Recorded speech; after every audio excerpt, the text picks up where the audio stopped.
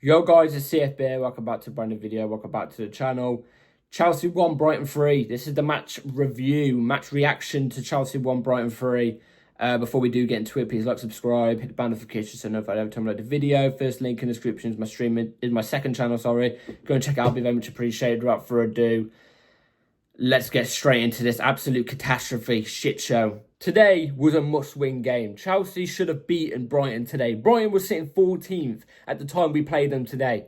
14th with one win. With one win. Other teams have gone against Brighton and beaten. Even at Brighton. Brighton come to the bridge, easy 3 points. Let's lay the carpet out for them. You know what I'm saying? Let's lay the carpet out for them. Easy 3 points. Here you go. You know, you trot on. We'll be just fine. We will be just fine. You know, Brighton. Yes, we've had many players from Brighton, but the money we paid for them, they're getting the favours here. You know what I'm saying? They're getting the favours here. The only one I would say is an exception is Casado, obviously. But, you know, 20 mil for Robert Sanchez, your third keeper. Yeah, we'll give you that. 62 million for Cucurella, a player I think is good, but I don't think 60-odd million worth. Here you go. 110 million for Casado, who's never worth 110 million, but 90 million or something like that. He's one of the best midfielders in the world. Here you go.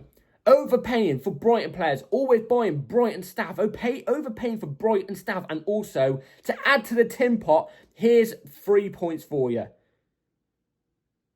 Not good enough. Performance today was shocking from pretty much the majority of the players on that pitch today. Today was a must-win. You know for a fact now, the media are going to be on our asses. They're going to be on our asses because before this game, it was touted around that Chelsea are having behind-the-scenes conflict. Manager versus club. And at the moment, big questions need to be asked. At the moment, big questions need to be asked and we need answers. We need answers. So, anyway, without getting too annoyed, let's go through the lineup real quick and then go through the game real quick. Robert Sanchez in goal, Marc Cucurella left back, Hato is left centre back, Trevor's right centre back, Reece James is right back, going into defence, obviously right centre back, Cucurella inverting into midfield.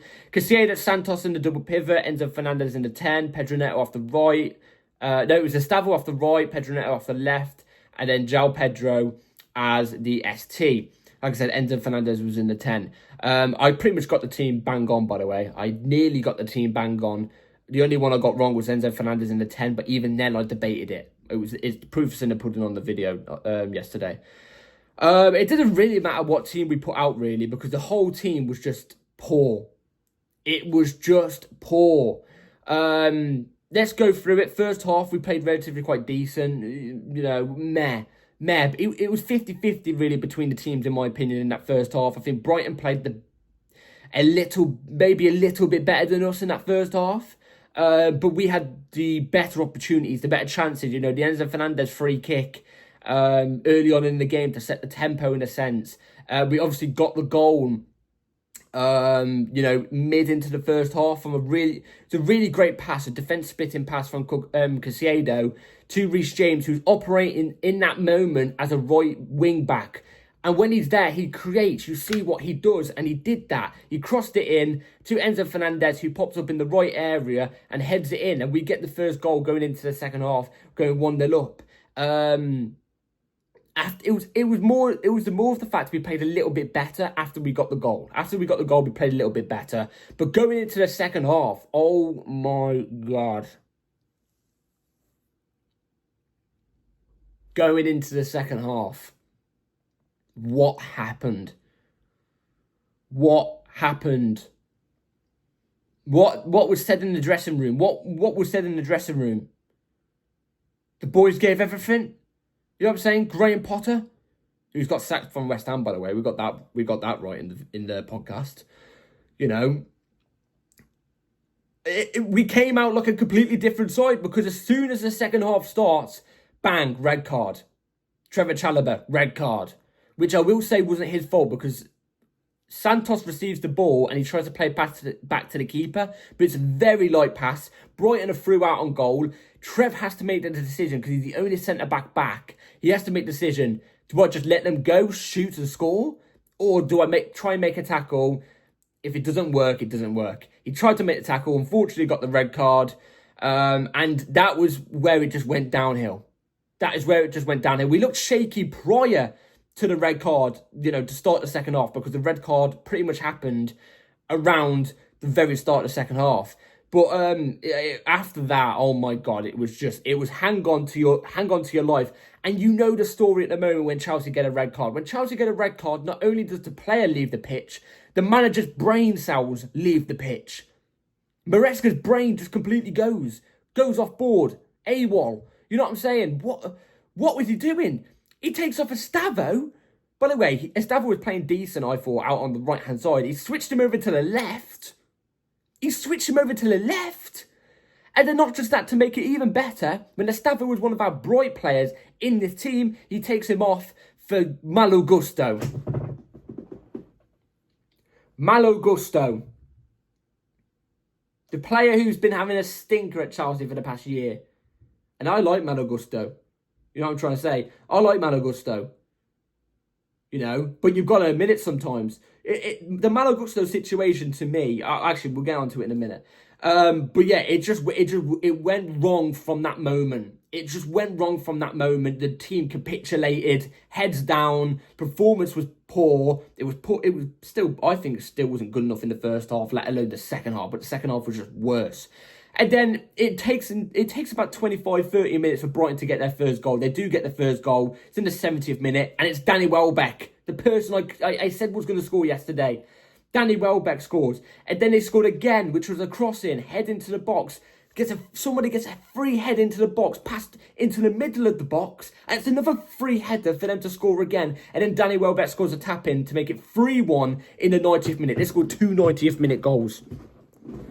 2 90th minute goals. You know what I'm saying?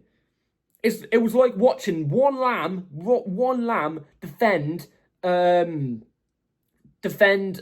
cheese and ham sandwich against a pack of wolves. You know what I'm saying? Like, awful. It was gonna go wrong. And I mean, this result adds fuel to the fire. It adds fuel to the fire, in my opinion. It really, really does. As you can tell, I've got my dressing gown on because I just can't be bothered. This just adds fuel to the fire. We were already in a little bit of a pickle prior to this game. If we won this game, then we had a little bit of a leeway. But yeah, it's just dropped. The soap has dropped. You know what I'm trying to say? The soap has dropped, and you know what happens next. In the showers. That is what's happening right now with Chelsea Football Club. You know what I'm saying? I don't even know where we dropped to now in the league. This could have been this was a game where we could have actually maybe have caught on, because Liverpool lost 2-1 to Crystal Palace today. Man United lost as well. This could have been a time where we got a little bit of a gap on Man United now. Got a bit closer to the title. We know we weren't going to go for the title this season, but it would have just been nice to get a bit closer. Now we're a bit further again. Now we've dropped off again. If I actually look at the Premier League table, we sit 7th right now. We sit 7th. Sunderland and Fulham on the exact same points as us. And they've played one less game. Imagine if they get result. Oh my God. This could be looking real bad, real quick. Real bad, real quick. Oh God. It's so poor. Let's go through. There's only 2 players I thought that did well, and it was Caicedo and Estavo. I thought Caicedo, what are you meant to do? Honestly, what are you meant to do when the whole team is performing crap and you're literally, at times, the only man in midfield? I love Andres Santos, but he had a poor performance today. He left Caicedo stranded so much today. And Cucurella was, in my opinion, nowhere to be seen in the midfield today. So Caicedo was stranded. What are you meant to do? He put a really good ball through for, to set up our first goal. You know what I'm saying? He didn't get the assist, but he got the pre-assist. I thought he did decent. And then Estavo, I thought he did well until he went over on the left and then got taken off for no reason. He's one of our better players today. I would have took Neto off instead of Estavo. But, there it is. And then players I thought I did bad. You could put the whole rest of the team in there. I thought the only players that did average, bar, not doing that well, but not doing bad. The players I thought that did average was players like Reece James. Reece, I thought that did average. Can you put Enzo in that category since he got a goal? Maybe, but even then, his performance today wasn't great. I'm going to highlight 3 players I thought I did poor. I thought João Pedro did nothing today. There wasn't, like I said, he's not really getting the service, but he's also not creating the service for himself. So João Pedro I'd put up in there. Another player I thought I did poor. I mean, you got to put Trev in there. The red card, he's not really commanding in defence right now. We need somebody to be commanding in defence, especially when our defence is looking awful. We haven't got that at the moment. And then Malo Gusto, like I said, it's just gone wrong with Malo Gusto. We had a brilliant first season, last season poor, and this season so far poor. I love Malo Gusto. This situation, like I said, it's like you've got the perfect wife, right? You've got the perfect wife. You love her, and everything. She's everything you could ask for. You go to work and, you have a long day at work, but you come back early. You come back from home early from work, you're thinking, spend time with the wife. You know what I'm saying? You come home and you go upstairs and you see something you don't want to see. You see something you don't want to see. You know what I'm trying to say? And you just have to go downstairs and bury your head in the sand because I'm not sitting in the corner and watching. You know what I'm saying? And it's like she comes downstairs and she goes, I love you. It's all a mistake. You can't do it. You can't stay there and be there like, oh, no, it's fine. You can't. You can't stay there and, watch on. What I'm basically saying with Malo Gusto is, I think, I don't know if it's too early, but I think we've got to call it quits with Malo Gusto. I just don't, I think I've seen it too much now. And I'm not seeing that many good performances from him. I just don't think it's good enough. I don't think it shows the quality. I really don't. So, the manager as well. I mean, Maresca, I don't know what's going on with Maresca. The way he's setting us up just is never right in the games at the moment. The way we're playing the football, it's just not good enough. Substitutions just aren't there. They're just not there. They just don't make any sense. So questions need to be asked, not just on some of these the players in the team, which we already knew in the summer anyway, unless included signings perhaps maybe, but also questions need to be asked about Maresca. Questions now need to start being asked about Maresca because this was our easy run. We've got Liverpool next week. I know they lost to Crystal Palace, but Crystal Palace are a good side this season. We've got Liverpool next week. We've got the big boys still to play. And we lost against Man United and Brighton. You know what I'm saying? It's not looking good. It is not looking good whatsoever. We've got Tottenham soon as well. Tottenham are above us in the Tottenham are, with one game played more, they're 2 points ahead of us. I can't bear that.